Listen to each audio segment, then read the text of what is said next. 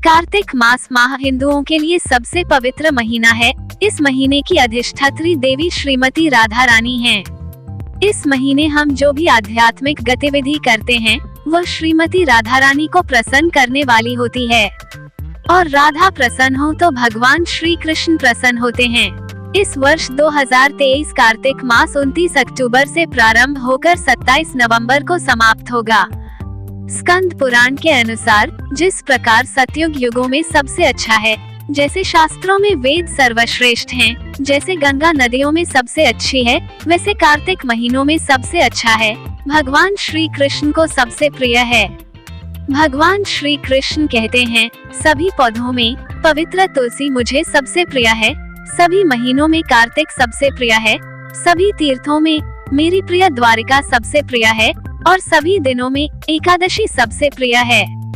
राजा पृथु ने कहा, हे मुनिश्रेष्ठ नारद जी, आपने कार्तिक माह के व्रत में जो तुलसी की जड़ में भगवान विष्णु का निवास बताकर उस स्थान की मिट्टी की पूजा करना बतलाया है, अतः मैं श्री तुलसी जी के महात्म्य को सुनना चाहता हूँ। तुलसी जी कहाँ और किस प्रकार उत्पन्न हुई, ये बताने की कृपा करें। इस पवित्र महीने में क्या करें?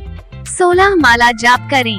हरे कृष्ण कृष्ण कृष्ण हरे हरे, हरे राम राम राम हरे हरे। कार्तिक मास में दीपक जलाएं, लाखों जन्मों के पाप पलक झपकते ही नष्ट हो जाते हैं। भले ही कोई मंत्र न हो, कोई पवित्र कर्म न हो और कोई पवित्रता न हो, कार्तिक के महीने में दीपक चढ़ाने से सब कुछ सही हो जाता है। दामोदर अष्टकम पढ़ें। श्रीमद् भागवतम, भगवद गीता या श्रील प्रभुपाद की कोई भी पुस्तक प्रतिदिन पढ़ें। मंदिर जाने की कोशिश करें और भक्तों के साथ भगवान को दीप चढ़ाने में भाग लें। मंदिर में देवताओं को जप, गायन, नृत्य और दीपक अर्पित करना हमेशा बहुत प्रसन्न होता है और हमारे दिलों में खुशी लाता है। इस महीने में कोशिश करें कि केवल प्रसाद यानी भगवान को अर्पित किया गया भोजन ही खाएं। अपनी क्षमता के अनुसार गरीबों को दान करें। पवित्र तुलसी के पौधे की पूजा करें। यदि हम शास्त्रों के अनुसार शुभ कार्तिक मास का पालन करें तो हमें अपने आध्यात्मिक जीवन में सफलता प्राप्त होगी। हम कृष्ण और राधा रानी की कृपा को आकर्षित करेंगे। जय श्री कृष्णा, राधे राधे।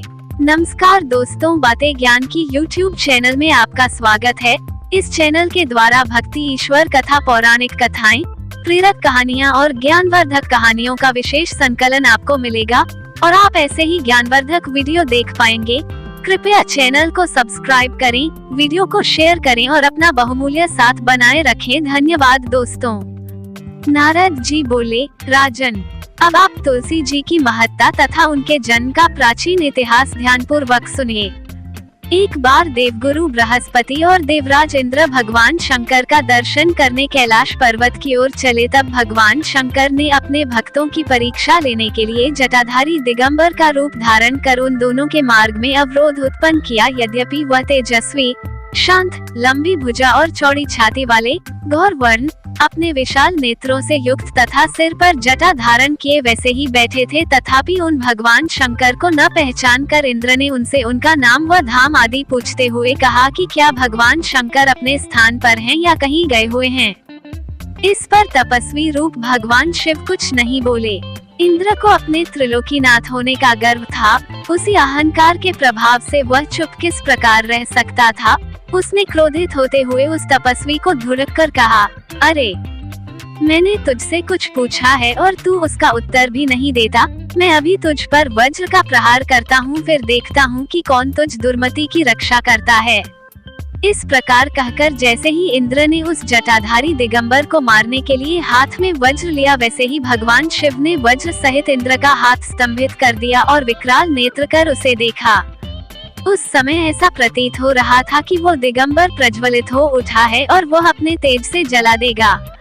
भुजाएं स्तंभित होने के कारण इंद्र दुखित होने के साथ साथ अत्यंत कुपित भी हो गया, परंतु उस जटाधारी दिगंबर को प्रज्वलित देखकर बृहस्पति जी ने उन्हें भगवान शंकर जानकर प्रणाम किया और दंडवत होकर उनकी स्तुति करने लगे।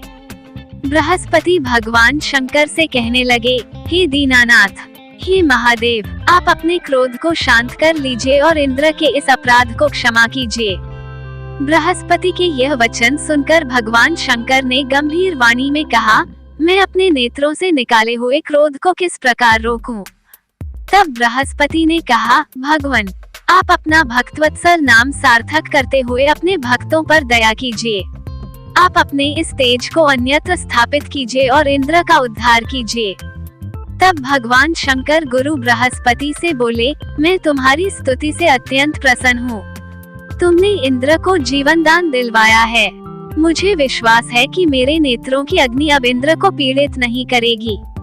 बृहस्पति से इस प्रकार कहकर भगवान शिव ने अपने मस्तक से निकाले हुए अग्निमय तेज को अपने हाथों में ले लिया और फिर उसे क्षीर सागर में डाल दिया। तत्पश्चात भगवान शंकर अंतर्ध्यान हो गए। इस प्रकार जिसको जो जानने की कामना थी उसे जानकर इंद्र तथा बृहस्पति अपने अपने